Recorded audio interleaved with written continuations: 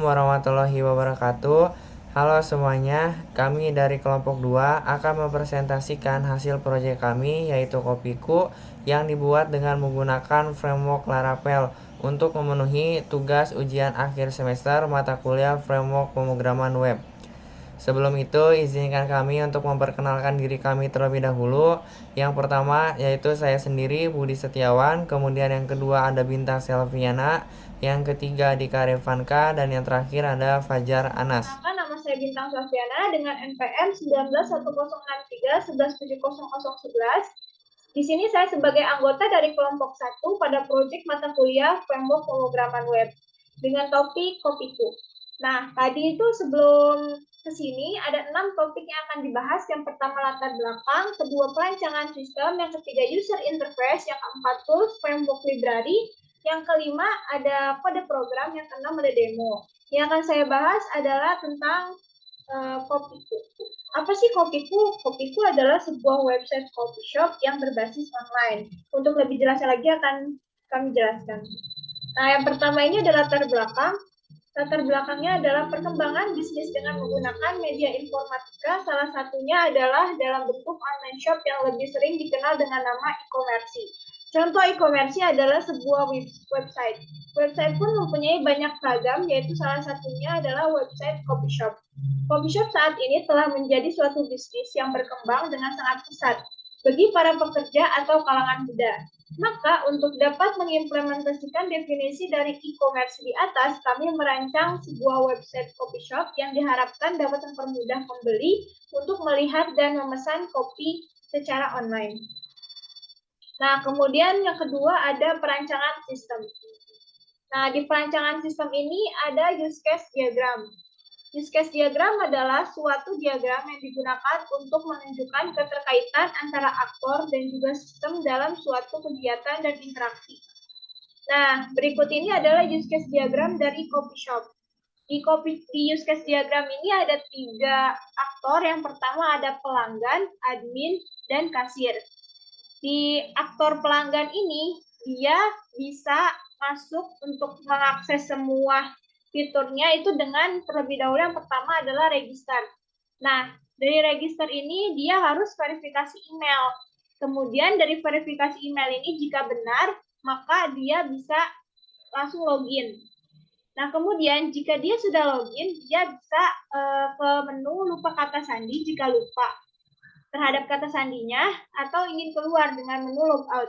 Nah, di menu lupa kata sandi ini, dia akan diverifikasi terlebih dahulu oleh admin. Nah, kemudian dari menu login ini, dia bisa, si pelanggan ini bisa mengakses menu yang hanya diakses oleh pelanggan, yaitu seperti mencari kopi, memesan kopi, mengisi data pemesanan, memilih metode pembayaran. Kemudian aktor yang kedua ini ada admin. Nah, di admin ini sama seperti pelanggan, dia pun harus terlebih dahulu login.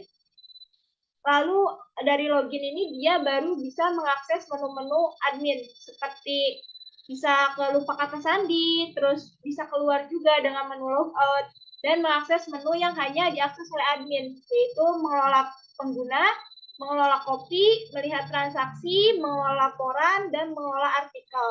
Kemudian yang ketiga itu ada aktor kasir.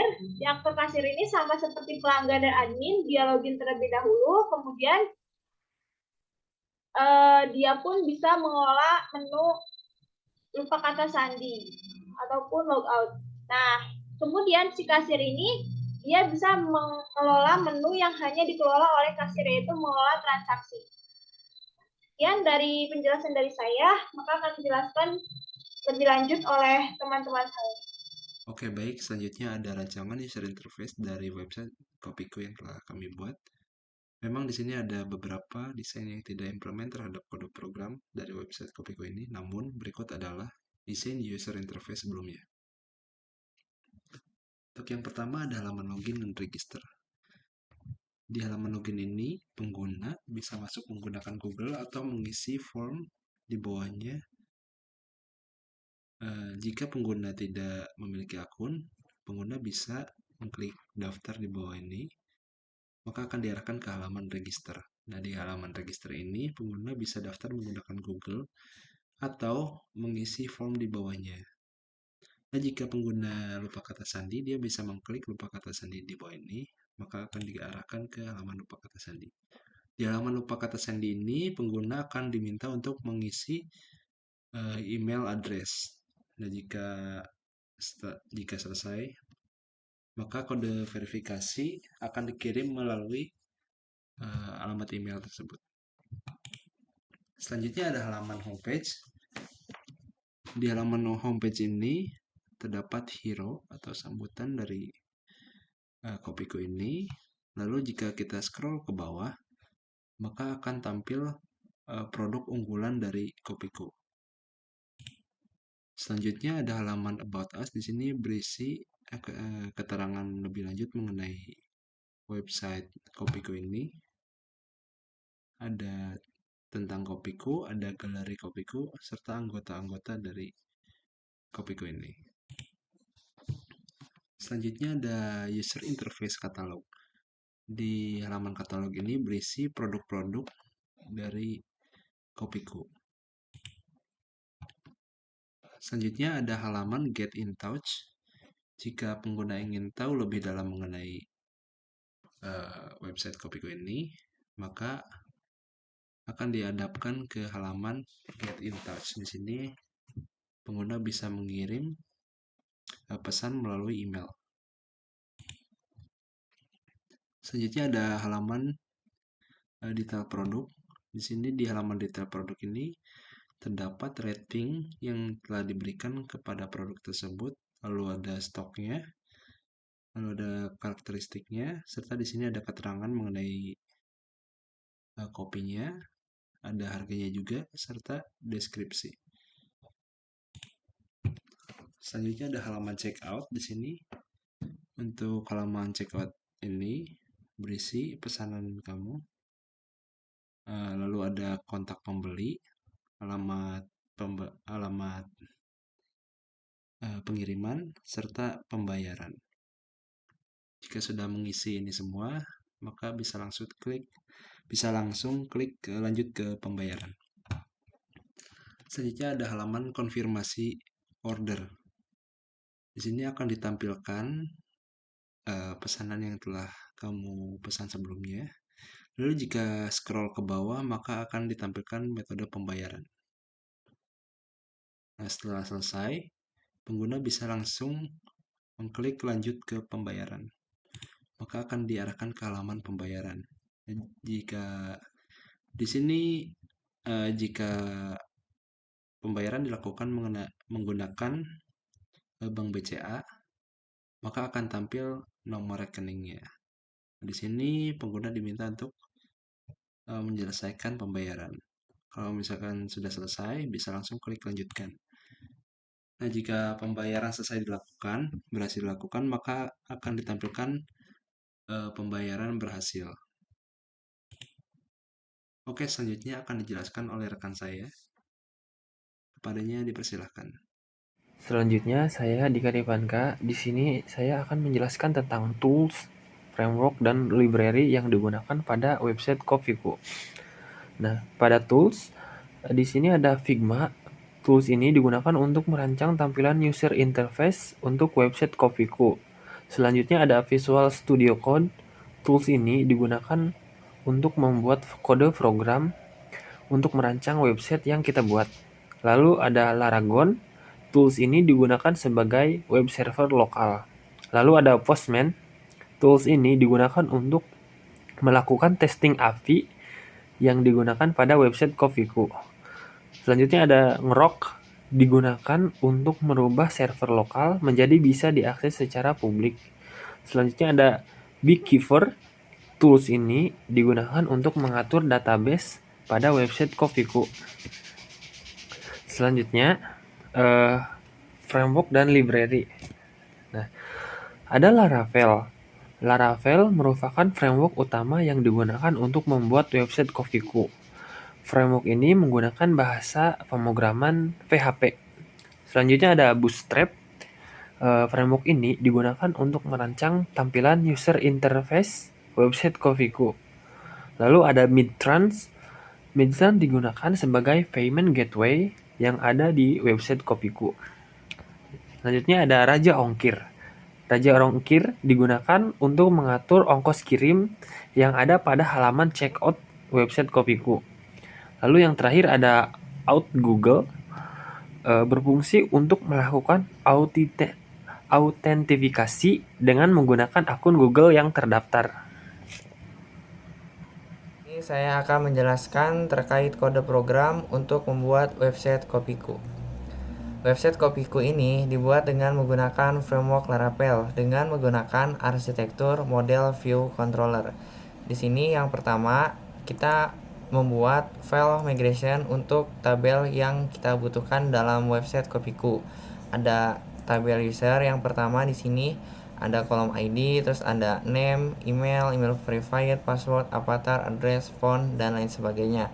Kemudian saya juga membuat migration untuk kategori artikel kategori, tipe, copy tipe, komen, dan masih banyak yang lainnya. Setelah kita membuat migrationnya, di sini juga saya membuat untuk database header-nya. Untuk database header ini itu ketika pertama kali kita menjalankan migrate, dia akan otomatis menambahkan data untuk role yang dibuat. Role di sini ada 3, ada admin, pelanggan, dan juga kasir. Kemudian saya juga bikin satu header lagi yaitu location header. Ini berfungsi untuk menampilkan daftar provinsi yang tersedia di API Raja Ongkir. Jadi ketika aplikasi ini dijalankan migrate, secara otomatis kita akan menarik semua data provinsi yang ada di Raja Ongkir dan mengambil data kotanya berdasarkan provinsi tersebut.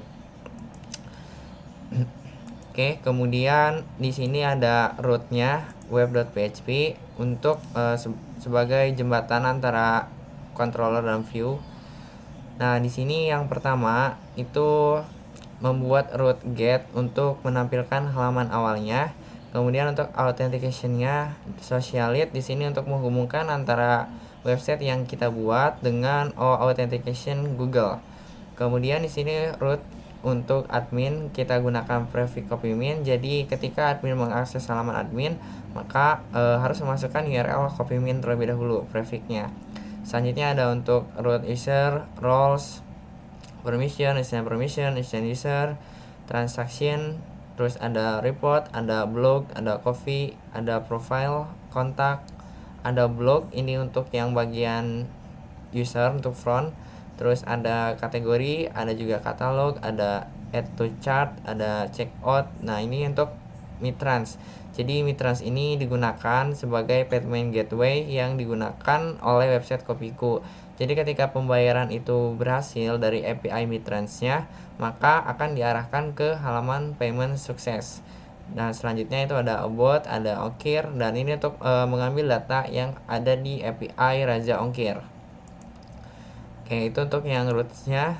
Kemudian untuk controllernya, sini ada banyak. Saya pisahkan menjadi authentication, back, front, dan ini untuk yang home itu tidak kita gunakan karena sudah kita gantikan dengan controller welcome.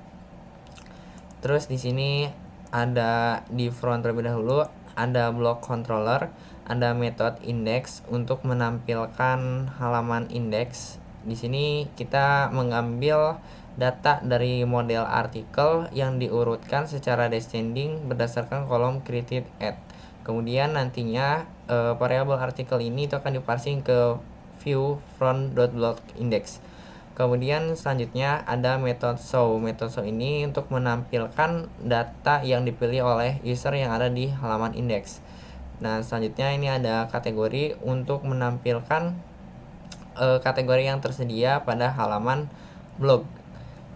Kemudian selanjutnya ada chart controller. Nah, ini untuk mengatur semua yang berkaitan ketika kita menambahkan data ke dalam keranjang.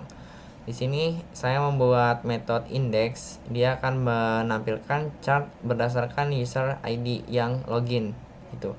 Kemudian di sini ada chart count untuk mengetahui jumlah datanya yang ada di tabel chart gitu. Kemudian di sini bikin function make ID, jadi untuk membuat ID otomatis.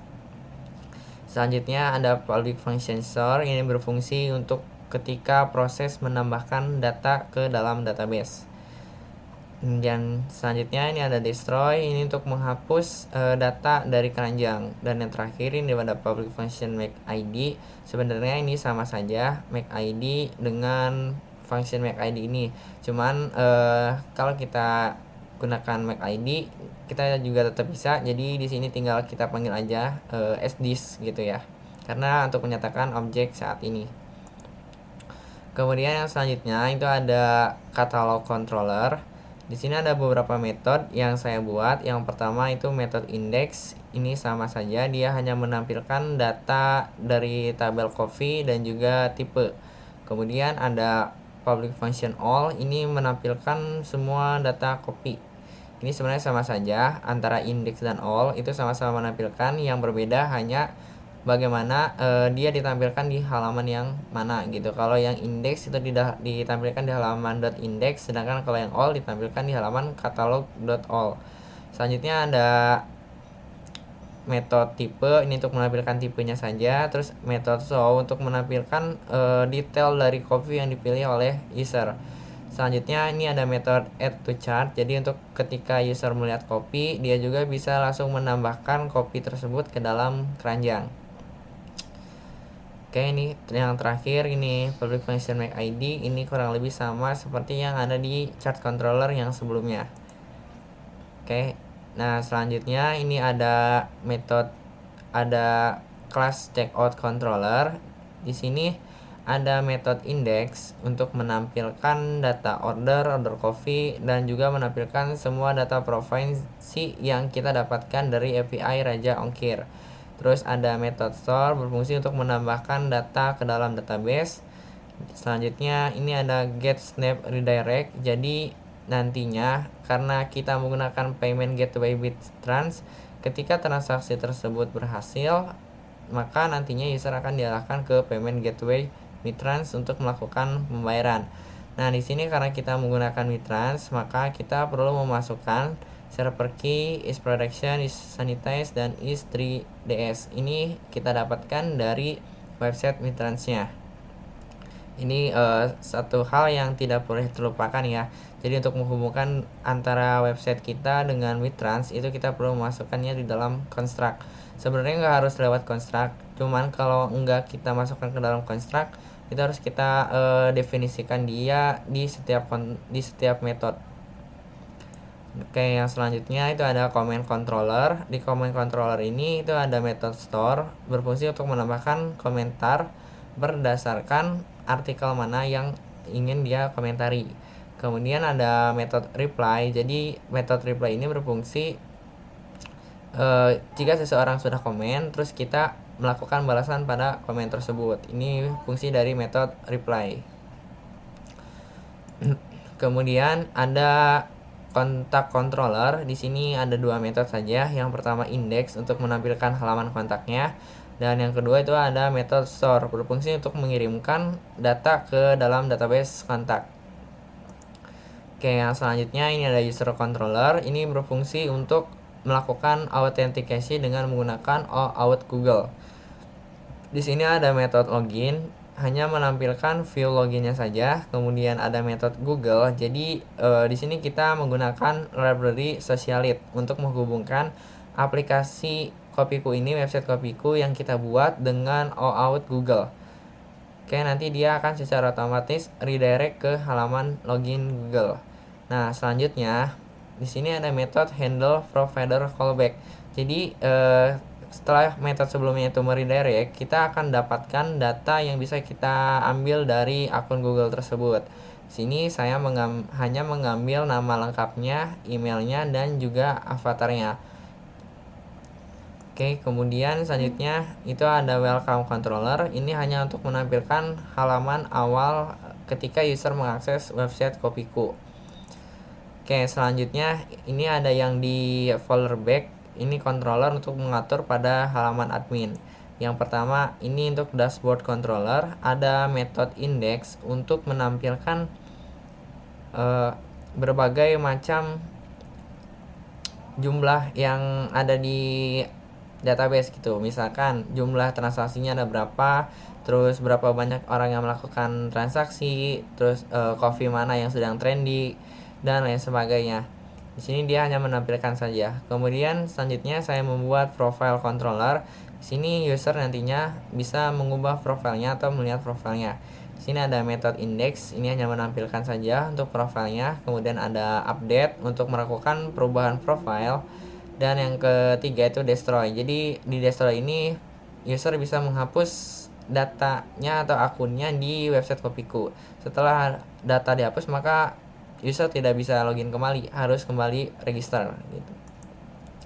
Kemudian yang selanjutnya ini ada report controller, berfungsi untuk menampilkan laporan transaksi dari tanggal yang kita tentukan.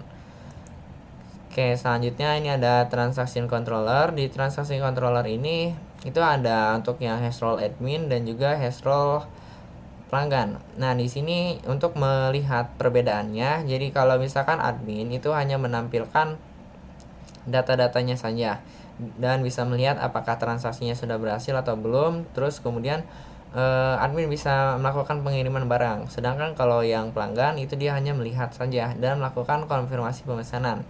Selanjutnya ini ada method show, itu berfungsi untuk melihat detail transaksi. Yang ketiga ada method send, ini hanya digunakan oleh admin untuk mengirim atau memproses barang yang akan dikirim.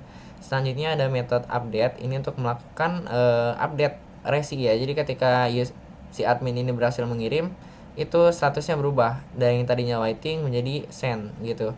Nah, terus yang terakhir itu ada method confirm. Method confirm ini itu hanya dilakukan oleh pelanggan. Jadi ketika pelanggan sudah menerima pesanannya, maka delivery statusnya itu akan berubah received atau diterima. Kemudian ada controller, user controller. Ini yang pertama index untuk menampilkan semua data user. Kemudian create, ini untuk halaman user create. Nah, kemudian ada method store, berfungsi untuk memproses form yang ada di create ini ya, untuk kita tambahkan ke dalam database. Kemudian untuk destroy, untuk menghapus data user di dalam database. Kemudian ini ada coffee, ini untuk mengatur controller coffee. Yang pertama itu ada index untuk menampilkan semua data kopi. Kemudian ada create, ini berfungsi untuk membuat tampilan pada halaman create. Dan store, ini untuk melakukan pemrosesan data ke dalam database. Selanjutnya ada edit, ini untuk membuka halaman edit. Dan juga update untuk melakukan perubahan data yang ada di database. Selanjutnya itu ada destroy untuk menghapus data dari database. Nah, begitupun seterusnya, itu kurang lebih metodenya hampir sama. Oke, ini baru yang controller. Selanjutnya model. Model di sini ada model artikel. Kita gunakan protected variable ya.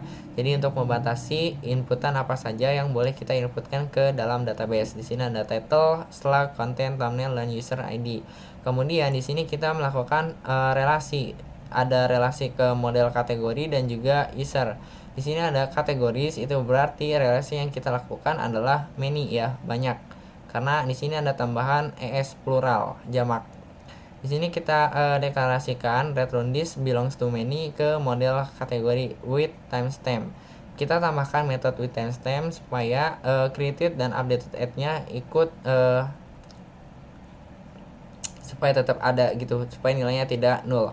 Kemudian di sini ada method user. Ya, ini kita melakukan relasi one to one ya dengan method user atau dengan model user.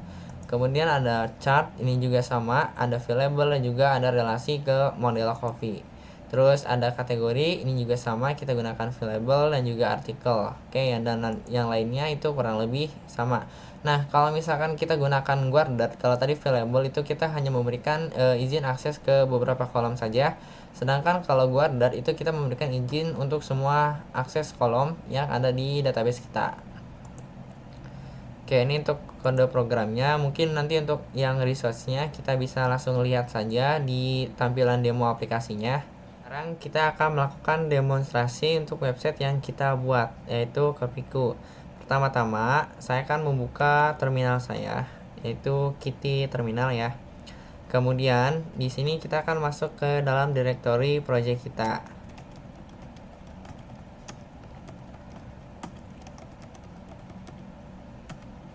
Nih. Nah, setelah kita masuk ke directory project kita nyalakan terlebih dahulu server Laravelnya dengan masukkan perintah php artisan serve gini ya. Oke.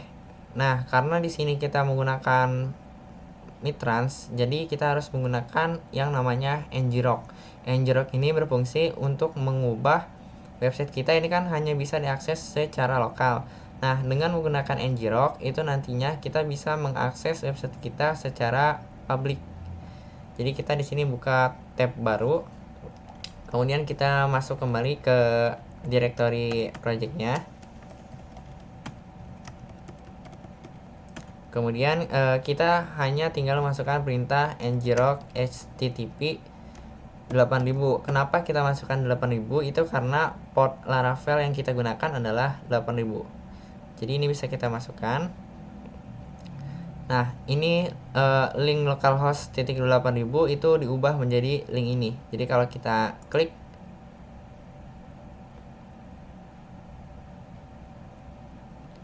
oke.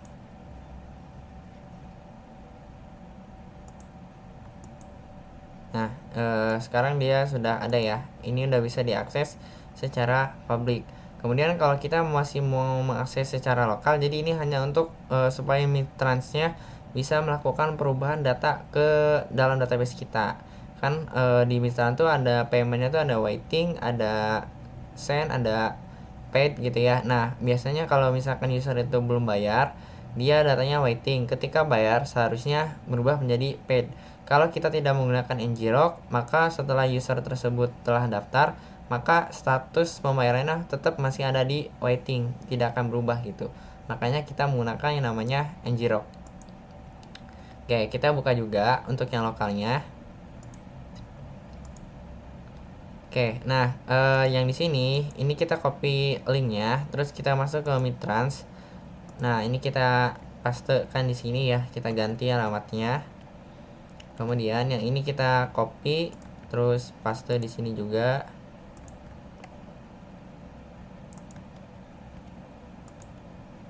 Oke, kemudian kita update.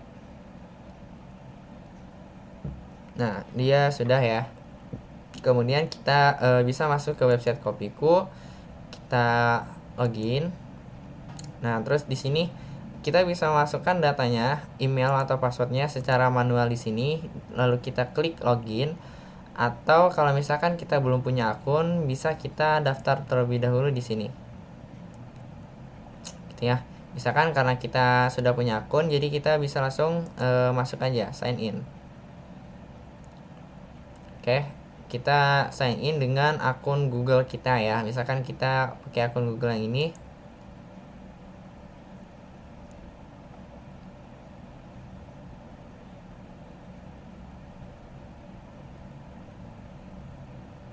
Oke, kalau misalkan sudah loginnya berhasil, maka di sini langsung ada nama kita dan juga foto profilnya. Nah, di sini kita akan coba explore terlebih dahulu halaman website Kopiku ini. Ini merupakan halaman awal dari Kopiku ya. Ini hanya menampilkan identitasnya. Kemudian di sini kita bisa melihat kopi favorit yang tersedia di sini. Ini akan tampil berapa banyak kopi yang dibeli pada kopi tersebut. Jadi karena di sini kita hanya baru masukkan satu data, jadi hanya satu saja yang tampil. Kemudian di sini akan menampilkan produk apa saja yang ada di website Kopiku. Di sini kita baru menambahkan satu data saja. Dan di sini ada kenapa milih Kopiku gitu ya. Nah, di sini kalau kita tidak ingin ketinggalan informasi yang dilakukan oleh Kopiku, maka kita bisa berlangganan dan kita nantinya mendapatkan diskon 25% gitu ya. Ini untuk halaman awalnya, kemudian ini untuk halaman katalog. Nah, di sini di halaman katalog itu menampilkan berbagai macam kopi ya. Di sini juga ada kategorinya karena di sini hanya satu kategorinya. Jadi dia hanya bisa tampil saja. Jadi kita bisa mengfilter data kopi ini berdasarkan kategorinya.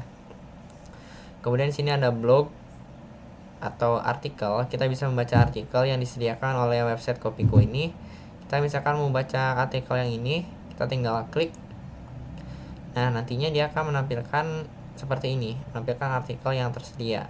Kemudian kita tidak hanya membaca artikel saja, kita bisa menambahkan komentar di dalam sini. Misalkan saya tambahkan komentar tips yang ini ya. Kalau sudah, kita tinggal klik komentar. Nah, maka langsung ada notification kalau kita berhasil menambahkan komentar. Kalau kita scroll kembali ke bawah, nah sekarang udah ada komentarnya gitu ya. Oke, sekarang kita ke halaman selanjutnya. Di halaman kontak us ini bisa kita lakukan kalau misalkan kita membutuhkan bantuan gitu. Misalkan lupa password atau barang belum sampai gitu ya, kita bisa melakukan di sini. Sebenarnya untuk lupa password itu kita tidak harus menghubunginya melalui kontak us ya, karena sudah ada halamannya tersendiri untuk lupa password. Dan yang selanjutnya itu ada about us, ini hanya menampilkan tentang Kopiko itu apa, kemudian galerinya, nah terus ini yang mengerjakannya gitu ya. Sini ada bintang, terus ada saya sendiri Budi Setiawan, ada Dika Ripanka, dan yang terakhir itu ada Fajar Anas. Oke, nah kemudian kita cek ke halaman admin dulu sebelum kita coba melakukan transaksi. Di halaman admin ini merupakan dashboardnya ya, jadi ada ucapan selamat datang, terus kita bisa melihat transaksi yang sudah dilakukan sebelumnya. Di sini kita bisa melihat total transaksinya ada berapa, total pembayarannya berapa, total pelanggan, dan lain sebagainya. Nah, di sini juga bisa kita melihat kopi trend. Kopi ini sudah terjual berapa banyak gitu ya, kita bisa tahu. Oke, selanjutnya kita ke menu user. Di menu user ini agak banyak ya. Yang pertama untuk ke user. Di sini kita bisa melakukan tambah user, terus menghapus user, mengubah gitu ya. Kita bisa melihat apakah usernya udah verified atau belum gitu. Oke, terus ini kalau kita mau menambahkan user, kita bisa menambahkannya di form ini.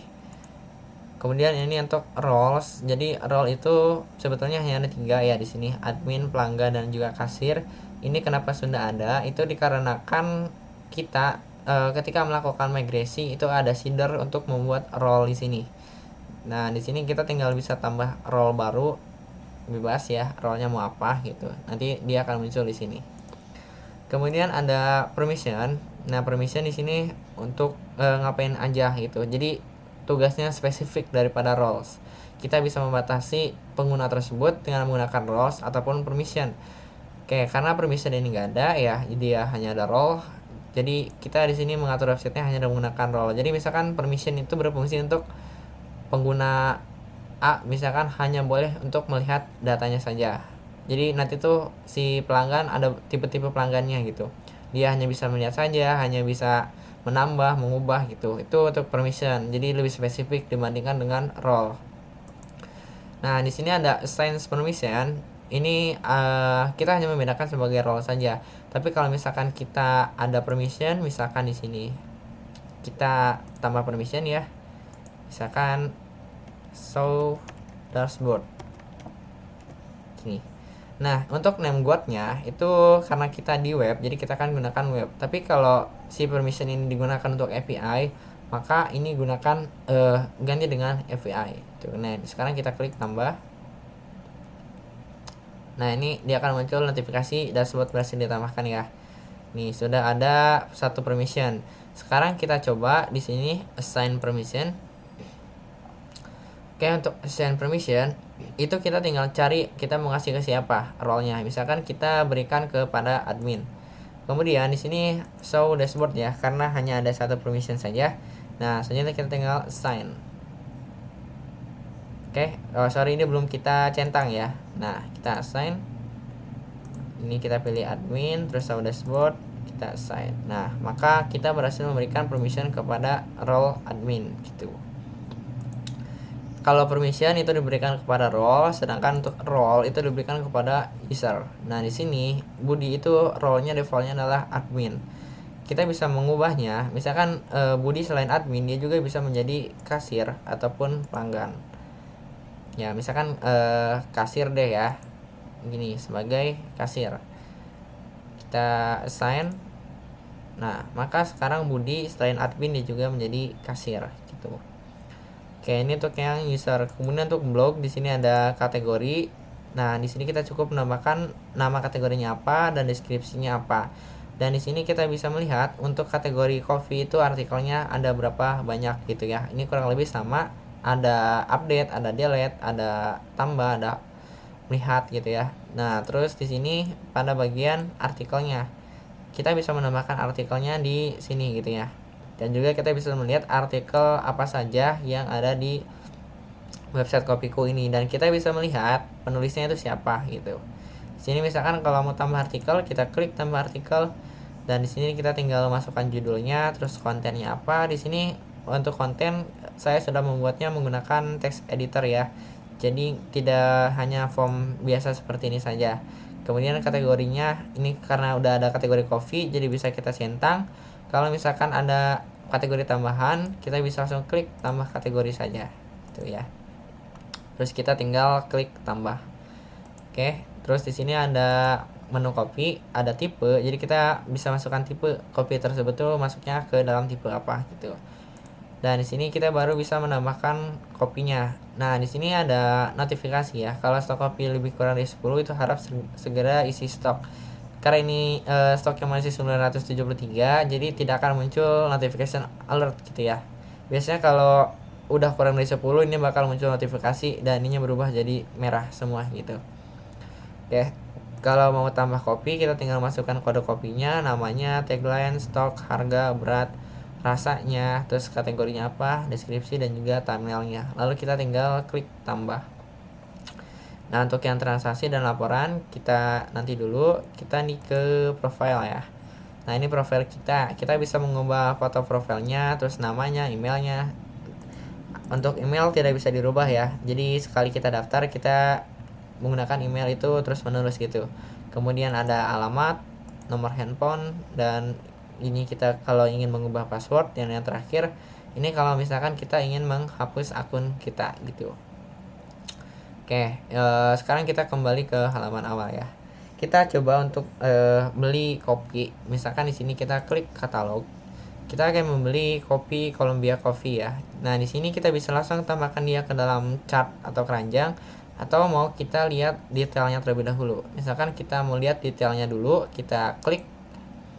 Di sini sudah tampil dari review bintangnya ada 4, dan ada tagline, terus rasanya, beratnya, deliverynya, harganya segini, dan di sini ada deskripsinya dan review dan juga Q&A. Nah, ini bisa kita langsung masukkan ke keranjang atau beli sekarang. Jadi kalau misalkan kita pilih beli sekarang, itu akan dia langsung masuk otomatis ke checkout. Tapi kalau keranjang enggak gitu ya. Misalkan kita beli 10. Nah, di sini totalnya langsung otomatis berubah gitu ya. Kalau misalkan kita beli 10, dia langsung harga subtotalnya langsung menambahkan gitu ya. Jadi harga dikali dengan quantity. Kita misalkan masukkan ke keranjang terlebih dahulu. Oke, ini sudah berhasil, udah ada di keranjang kopi. Misalkan kita mau check out, kita tinggal klik ini. Nanti dia muncul di sini ringkasan belanjanya, kita cek lagi apakah kita ingin membeli 10. Kalau misalkan iya, kita tinggal klik beli. Nah, maka di sini sukses ya. Terus di sini kita tinggal masukkan data pemesanan kita. Nah, di sini kita masukkan alamat lengkap kita, misalkan Jalan Mawar, terus provinsinya misalkan DKI Jakarta, kotanya Jakarta Barat, ekspedisinya kita gunakan JNE, dan di sini ongkos kirimnya masih 0 ya. Kalau misalkan kita klik confirm, nah sekarang ongkos kirimnya juga otomatis menambahkan gitu. Sekarang kalau kita sudah oke, dirasa sudah tidak ada yang terlewat, kita bisa langsung lanjut ke pembayaran. Kita klik.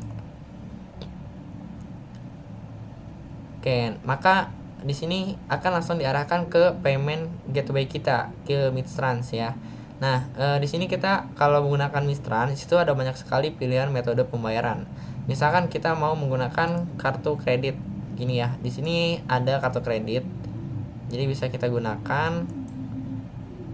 Nah, kita gunakan yang ini aja nih. Oke, terus di sini kita masukkan expiration date-nya dan CVV-nya juga. Sekarang kita pay now ya. Oke, nih payment successful. Oke, maka dia akan redirect ke halaman ngrok yang kita buat ke sini ya, URL-nya. Jadi kalau misalkan kita tidak menggunakan ngrok, dia tidak akan redirect kemana-mana gitu. Oke, nah sekarang kita ke dashboard.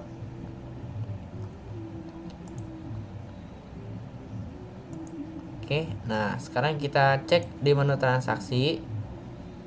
Di sini status pengirimannya adalah masih waiting dan status pemesanannya itu berhasil paid ya, artinya sudah dibayar. Di sini kita bisa lihat detailnya.